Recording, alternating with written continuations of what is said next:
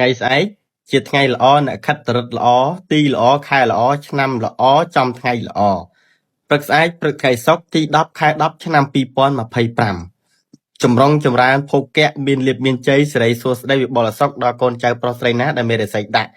ឬក៏រាសីឡើងអ្នកសុបិនអាក្រក់យល់សពអាក្រក់មានបញ្ហាមិនចេះចាប់មិនចេះហើយមានចំនួនឆ្លោះតតែមិនចេះចាំចាយចេះឈឺស្កាត់ក្នុងគ្រួសាររកស៊ីពំសូវធូធាពំសូវលូតដូរដាច់ថ្ងៃស្អែកនេះគឺថ្ងៃសុក្រទី10ខែ10ឆ្នាំ2025រឿង3យ៉ាងនេះគួរគប់ត្រូវធ្វើឲ្យបានក្នុង3ចំណុចនេះឲ្យបាន2ចំណុចក៏បានមួយចំណុចក៏បានចំណុចទី1បណ្ដេញចម្រែឪពុកធ្វើមកអាហារជូនគាត់បណ្ដេញឆ្ងាយជូនបច្ច័យម្ដាយឪពុកចំណុចទី2ដាក់បាតដល់ព្រះសង្ឃឬក៏ចូលបច្ច័យទិញការសម្រាប់បូជាផ្កាចំពោះព្រះសម្មាសម្ពុទ្ធចំថ្ងៃសុក្រស្អែកនេះថ្ងៃទី10ខែ10ឆ្នាំ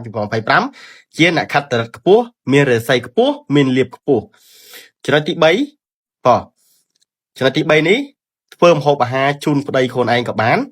ឬក៏បលែងសัตว์ក៏បានឬក៏សមាធិក៏បានអញ្ចឹង3ចំណុច3ប្រការនេះជួយរុញច្រានអ្នកខិតរិទ្ធឲ្យមានលៀបមានជ័យចំថ្ងៃល្អស្អែកថ្ងៃសុក្រអ្នកខិតរិទ្ធខ្ពស់លេខ10រាសីខ្ពស់តួនៅខែ10អញ្ចឹងមានន័យថាបើបានធ្វើទាំង3ហ្នឹងរត់តែមានលៀបមានជ័យចំពោះកូនចៅប្រុសស្រីដែលមានរាសីដាក់ក្តីរាសីឡើងក្តីរឿង3យ៉ាងនេះគួរគប់ត្រូវធ្វើឲ្យបានបំផុតឲ្យបានបំផុតឲ្យបាន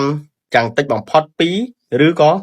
តិចបំផុតនឹង1អញ្ចឹងជ្រើសរើសយកមួយណាក៏បានដែរហើយកុំភ្លេច share ចែករំលែកចែកវីដេអូនេះបន្តហើយមួយយ៉ាងទៀតយើងខ្ញុំដែលចង់ចូលរួមបច្ច័យសកត់ត្រៃលៀងក៏នៅតែទទួលបច្ច័យជាធម្មតាយើងឈប់ទទួលខែទី17ខែតុលាឯណោះអញ្ចឹងលេខទូរស័ព្ទទទួលបច្ច័យ0316222 ចាំបាន QR code ឆាតចូលមកក្នុង TikTok ឆាតចូលមកក្នុង page 3ប្រការនេះគួរគប់ត្រូវធ្វើចំថ្ងៃសុក្រទី10ខែ10ឆ្នាំ2025ចម្រុងចម្រើនអ្នកខត្តរិទ្ធមានលៀបមានជ័យគ្រប់ទិសទាំង8មានរាសីឡើងខ្ពស់ជួបលៀបធំ